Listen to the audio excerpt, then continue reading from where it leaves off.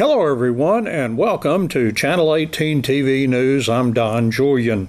In the news, the Wildcats UIL academic team ended up in second place in district after all of the district events were contested. The Wildcats had the lead going into the final competition, speech and debate events, Thursday in Mount Pleasant. We learned more from Wildcats UIL academic coordinator Gerald Grafton. We competed in Mount Pleasant at the Region 8 Service Center, and we had our speech and debate events going. It was a very tough competition because that is Lindale and Mount Pleasant are both perennial powerhouses in speech and debate. Our debate kids gave it a great effort, but Lindale and Mount Pleasant came away with the wins in the debate events. In our prose and poetry, we had some great results. We had Rachel Bramlett advanced to region. She got second place in prose. Hannah Schultz got fourth place, just missed out of being able to go to region. And then Allie Grace Woodard got sixth place in poetry, and she did a great job advancing. And again, some very tough competition in all of those events. So getting out of our district was really a great accomplishment. Overall, Lindale ended up winning the championship with about 540 points. And as I'd said last time, it was a really close race between us and Mount Pleasant and Lindale. We finished second, and Mount Pleasant ended up being third place overall. All right, so we gear up now for next. We've got regional coming up a week from today, as a matter of fact. And so we're looking forward to that. We've got some strong competitors, and we're hoping we can put several people through to state, and believe we will put several people through to state. So. Some of you with jury duty on Monday will not have to report. Jury selection scheduled for 9 a.m. Monday in County Court at Law in Hopkins County with Judge Clay Harrison has been canceled. Jurors do not need to appear, according to County Clerk Tracy Smith. Again, that's for County Court at Law in Hopkins County with Judge Clay Harrison. 2 men were arrested after leading authorities on a high-speed chase on I-30 west from Cumbie to Royce City early Friday morning. Cumbie Police Sergeant Ray Imbro said a vehicle with Georgia license plates went by him doing 88 miles an hour in a 75-mile-an-hour zone west on I-30 at mile marker 111 just before 1:30 on Friday morning. The Cumbie sergeant caught up to the speeder 2 miles later and activated emergency lights in an attempt to stop the car. The vehicle slowed but then took off at a high rate of speed. The Cumbie officer notified dispatch that he was in pursuit. His report indicates that speed reached from 100 to 125 miles per hour. Sergeant Imbro said the speeder made unsafe lane changes, followed vehicles too closely, and committed other traffic violations. In Greenville, Hunt County lawmen joined in the chase. A Royce City police officer deployed road spikes at mile marker 77, and the speeder drove over those spikes. His car, however, did not immediately stop. The driver exited at the 77A ramp and ran a red light. Soon, the vehicle's front tire began to smoke and lose air. Eventually, the car did stop, and the driver and a passenger were arrested. The pair were jailed for evading arrest. The car, by the way, was reported stolen in Georgia. The Saltillo one-act play is going to area competition this weekend at Grayson College in Denison. We met theater teacher Darren Bilyeu and 3 of his 5 cast and crew members. My name is Joseph Tippett, and I am the light manager. Okay. I'm Cheyenne Neal, and I am the mother. Okay. I'm Chaylee Spear, and I'm Janice and the grandmother. Okay, so 2 roles there. And with us is Mr. Bilyeu. Good morning. Good morning. It's good to be back. Darren Bilyeu, who is the music and theater teacher out at Saltillo. Okay, well, so one-act play, and I'm not hugely familiar with how it all works, so who would like to start off to tell me about Sure. Okay, so one act play competition in the UIL is a competition where all schools pick a play. It's a one act play, which means it has a time limit of 40 minutes. So you have to pick a show, and you have to make sure it stays between 18 to 40 minutes, and then you go to competition, and it's a statewide competition based out in conferences. And so we started with the district competition back in February. Then 3 shows advanced. We were fortunate to advance to the by-district round, where we met up with 6 other schools and then advanced out again. And now the area competition happens in Denison this Saturday. And is it fewer competitors that you'll go up against So at area, like by district with 6 schools? each round has 6. Each round is made up of 6 plays. So until there's one more level before state championship level. And I understand you'll be first up. I believe, Is that yes, right? we are. Okay. First one kicks off the whole show. Not that will make any of you nervous. Not at all. Yeah. I'm going to pick on Cheyenne. She's right in the center of our group here. So maybe pull this mic a little bit more to you and tell us, just swing it right there. Tell us about the character that you played and maybe a little bit of how you came to be doing this in high school. I play the mother. Her name is Beatrice. I don't know how to... She has 2 daughters, Tilly and Ruth, and the play is based out of the late 1960s, early 1970s. And the name of the play? The effect of gamma rays on man and moon marigolds. Okay. And basically, I hate my children. It kind of looked like that from the synopsis I read. Yes, ma'am. And I take care of a older lady who can't take care of herself. They pay me money to take care of her in my own home, and I loathe her. And I just get to scream and yell at everybody the entire time. Well, you have to take care of your voice for that part. Yes, then, ma'am. To be able to do a proper screaming there. And so the name of your character is Beatrice. Yes, ma'am. Right. Well, bring the mic a little closer to you, Ch.18, and tell me about your role. Well, I'm Roles. Nanny, and I make the mother really mad. That's my role, is to make her mad by dragging my feet across the floor everywhere so you're I go. the lady she takes care of. Yes. Okay. And then I'm also Janice, who tries to beat one of her daughters in a science fair, and I lose the science fair, though. Her daughter wins. Well, good for them. Sounds like it's kind of tough for them to win Yeah. anything. So Tilly and Ruth are sisters, is this right? Yes. Okay, and Beatrice is their mother. Yes. And Nanny is the person also in the story. Yes. Okay. And Joe, you don't have an onstage role. No. Tell us what work you do. Basically, I control the lights to make them, illuminated on the stage so they can do their play.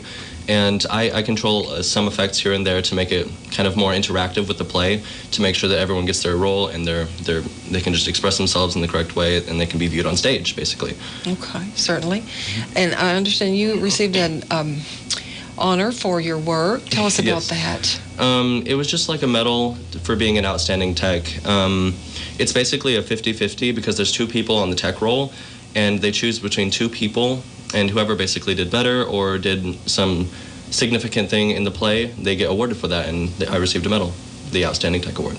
So 2 people can get the tech award, 2 different people, and is it actors or just... It's for the members of the crew, anybody who helps with setup. Okay. The play, you have everything has to be done within a 1-hour time limit. Right. So you only have 7 minutes to get in, set your stage up using a common set of wall materials that every school gets to share, and then you can bring your own furnitures and set pieces and things like that. But you have 7 minutes to set up, and if you go 1 second over, your play is disqualified. You cannot continue.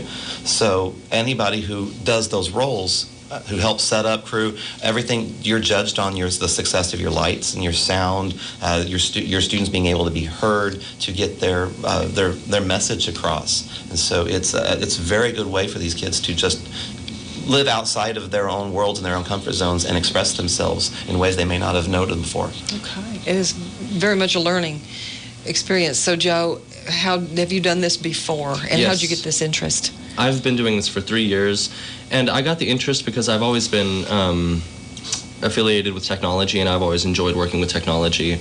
And it really takes a lot of synergy with the crew to be able to pull off all of these different things and just make the play go as it should be. And I've always done this. It's been my thing.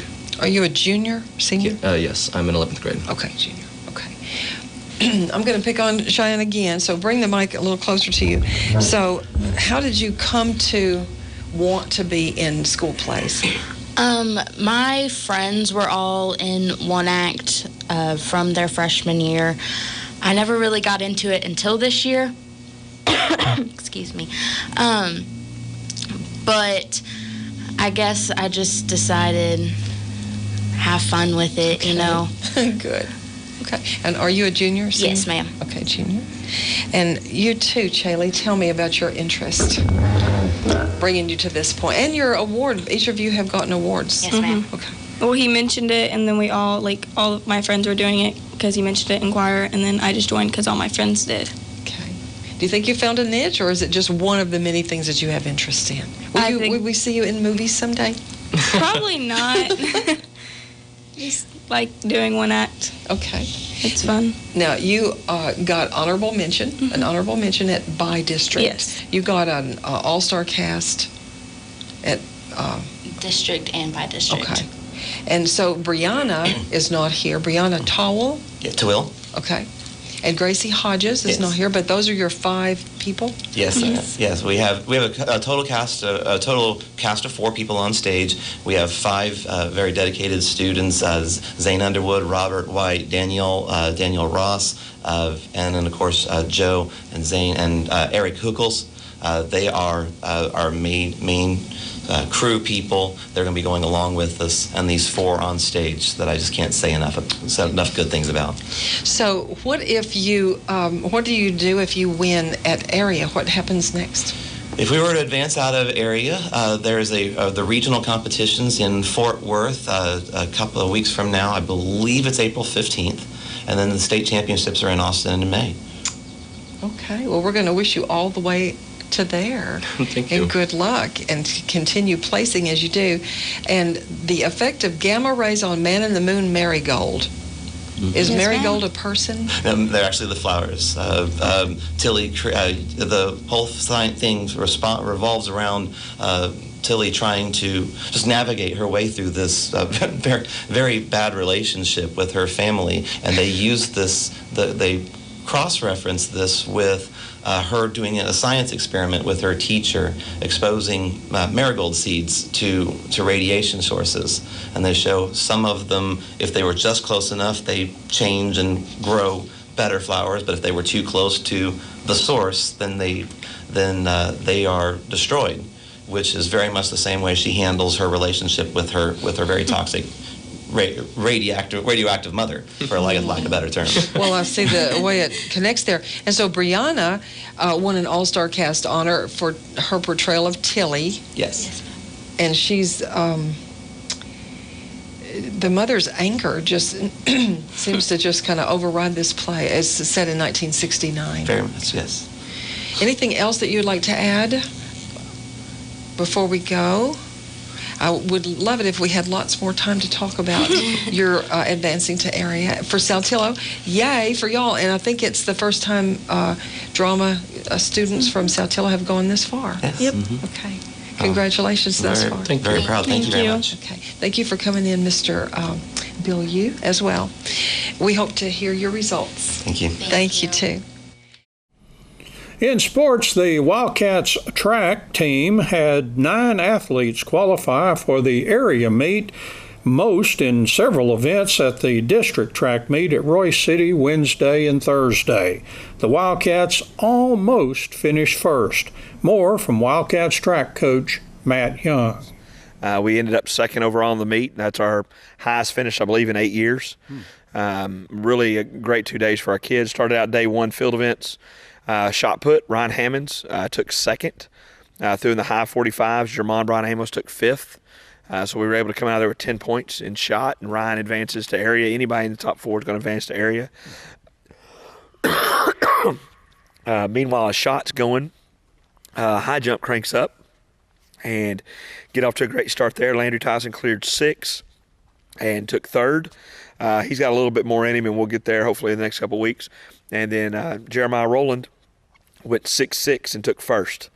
Wow. He's starting to make, that's kind of, we jokingly call him 6'8" because that's what we want to get to is 6'8". So we made a step at 6'6" and made a really good attempt at 6'7". So big day at high jump, 16 points. And then in the triple jump, came down to the final jump. Day Dugan went from 5th to 4th, beat a guy by an inch, went 42.11 and a half. And just a great job competing by Day of getting more on the board, doing the little things Coach McCain suggested, but great finishes and great effort. And then our 2 milers ran. There's great competition in our district. We got one that's phenomenal out of Texas High. Landon went and ran with him, pushed him a little bit. And Landon Thornton ended up taking 2nd. And then Christian Palomino had a great run, his PR, personal best, and got 3rd. So we left day 1 with 44 points. Leading the meet. We knew everybody would kind of come surging back, and just hope for our kids to do the best. That's really, we had some people qualify for finals that we kind of expected. We had one blemish. I hate it for Kylan Wade, really good 110 hurdler for us, tripped on hurdle number 9. Just cat-like reaction, went under the hurdle on number 10 because of where he was, and he was DQ'd. Even falling, his time would have got him into the finals. So kind of sad for him. He puts in a lot of time and effort. He was a regional finalist last year. Just shows you have to perform when the time comes. So hopefully next year he's just a junior. He gets a chance to come back and make amends for that. So we start yesterday in field events. We had pole vault. Eli Sellers comes out and wins the pole vault. I believe he cleared 13 feet. So another day for him of getting a good mark, nice 10 points. Then we go to long jump. Really didn't know what we were going to get in long jump. We had 3 good competitors, Jeremiah Rowland, Landry Tyson, and Damian Dugan, in a district that's bouncy. So you just really never know who's going to hit the big jump, who's going to have the day. For example, 2 guys from Greenville who the week before went 22 didn't make finals. And so we ended up, Landry Tyson took 3rd. I believe he went 20'7", and Damian Dugan went 4th. Same deal, final jump. Our second to last jump beat a guy by 1/4 of an inch. And so every little step matters, every little detail. And, man, really proud of Day over there getting those, fighting for those points. So that was kind of 10. We weren't sure what we were going to get from that one, along with Eli. So we go into the running with 64 points and still leading the meet. 4x1, we didn't get any points. Actually got DQ'd, came out of our zone. 800-meter next race, we got some great competitors in it, and they performed well. Nabian Ramirez got 3rd, ran a 2-minute flat. Eli Sellers went 2:01, 2:02, got 4th. And then Rhett Reed came up at the end and got a 6th for us. So we walked away with 11 points in the 800 to really kind of extend our lead. T-High had the stud distance guy who won it, but we outscored him with our 11 over his 10. Go to the 110 hurdles. Landry Tyson wins the 110s. 4x200 meters. They end up getting 5th. That was a relay of Nabian Ramirez to Bryson Lacey to Kylan Wade to Rhett Reed. So they get points on the board. We go with the 400 meters. We're still leading the meet at this time. T-High is coming. They're the ones that have won it for years, or we always know you got to be aware of. Mount Pleasant had a great day. They're there. Greenville, we knew they had guys. The 400, Ricardo Torres, I believe, ran a low 52 and took 4th. So he's an area qualifier. 300 hurdles. Landry Tyson runs and wins. And then right about the 200 meters, T-High passes us. So it's kind of back and forth. So what can we do in the mile? Where's it going to leave us? They got the mile that's going to win. What can our guys do? And we turned around and went 2nd and 5th. Landon Thornton got 2nd. Christian Palomino gets a 5th. I believe Landon may have PR'd. He's really getting aggressive at the starts. He's always been a great runner. But I think he ran a PR. Really good running. And so we go into the mile relay. We're down 8. To Texas High. They put us in a position where if we could beat T-High and somebody beat T-High between us, then we could tie them for the district championship. Come out, run a great race on our mile relay. Ricardo Torres, the first leg. Eli Sellers ran a phenomenal second leg. And then Landry Tyson and Nabian Ramirez both go 51 flat, 50.9. We run a 3:28. First time in, I think, 7 or 8 years we've broken 3:30. And we end up 2nd. But T-High ended up 3rd. They win the meet by 4 points. Wow. So tremendous day. I think we've got 9 guys advancing to area. A lot of them have multiple events. I mean, the 4x4 relay, you got Eli who runs and vaults. You got Landry who jumps and runs. And you go through those guys on that mile relay. They're all in. Ricardo Torres also made it in the quarter.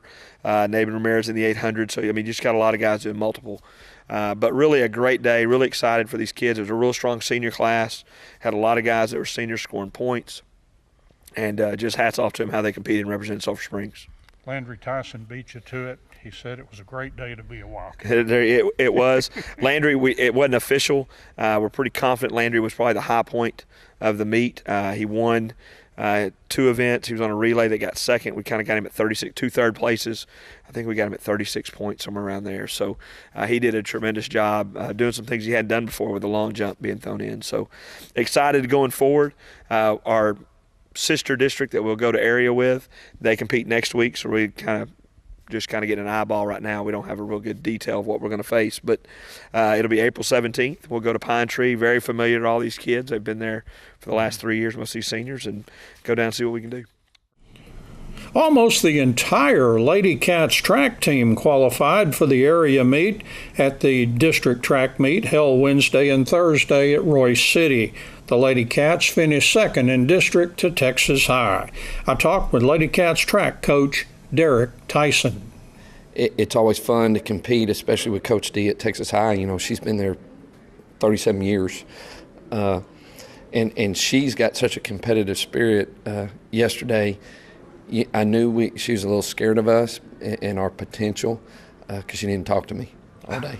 So until it was over. And I mean, almost a minute after the mile relay, we made eye contact again and we spoke. So just that spirit of competition and knowing that we have some kids, particularly our seniors, that they're going to be missed. Rise to a level of competition to make other people sweat it out a little bit. So it was fun to sit there. And, of course, as a math teacher, too, we're doing math all day and adding points and seeing where we can squeak here. So it was a really good time. Really impressed with some of my kids. Well, really all of them, but in the surprises that happened, too. You know, I know going into it, I didn't think we could win the sprint relay, and we did. Wow. So we did beat T-High on that one. Just had some kids step up, had an injury the day before, put somebody in that spot and still got it. And that was Faith Hatley. So really proud of the way some kids stepped up and did their thing as far as that's concerned. The standouts, as have been for the last couple of years, Sadavia wins both 100 and 200 going away. And in the same respect, Abby Baird did in both of her hurdles. I mean, and rise to the occasion where, you know, Abby was upset, and that's what I love about her her competitive attitude and that edge is she didn't qualify first in the 300s, but she ran away with it in the finals. So, we have the kind of kids that rise to the occasion when it comes, and those are seniors that have been in that spot for a while. So really proud of those kids. Abby also qualified in the long jump, both hurdles in the sprint relay, where Sadavia got both of her 100 and 200 in the sprint relay. Token for those kids, they know what's expected and what they're going to go into. So, and the good news is us having it basically 2 weeks with the area meet away, where like our by district, they're not going to run until next week. To me, that gives us a little bit of edge as we prepare next week because, with a flurry of Thursday meets, our work week has been a little bit different. So we'll turn in next week 4 solid days of work. And we need to get to that edge, especially when we get to the regional meet. So excited about that. All 3 throwers in the discus, 1, 2, 3. Wow. So really happy. Danielle Godbolt ended up winning it. Sable Erdmeyer got second, and Abby Beggs got third. All of them 90 plus, with the potential I know to go over 100. So, excited about that. Claire Bybee, freshman, tied the school record yesterday at 10.6. And that was really exciting for her. That's a pole vault, right? Pole vault, yes, at the pole vault. So knowing that she'll go to work today. You know, she'll go get a workout today, and I'm really excited to see her maybe get the 11 foot and own the school record. So we got a lot of good things going on right now, and excited. You know, 18 girls on our track team. You know, always wish for more participation, but taking 15 of them to the area meet that's an accomplishment within itself, and just the leadership that our seniors have shown to some of those younger ones. You know, another freshman, not just Claire, Brooklyn Burnside, ends up tying for first in the high jump out of the blue. You know, I didn't count. I thought she'd point, but to tie for first and qualify as a freshman for the area meet. Just really proud of the way the kid and the young ones have stepped up. But I would say watching over the time period of the track season, the older kids and their work ethic and what they do has been vital for those younger kids, and they too rose to the occasion. So I'm really excited about what happened, and really looking forward to the potential in going to the regional meet. And you know, the goal for all of them is, you know, can we go to state? And, you know, Abby has a potential to be a repeater as a state qualifier, and she did turn in a time that is competitive right now. Still got work to do, and she knows it. And that's what I loved about Abby, is we get through and she goes, what are we going to do next week? Mm-hmm.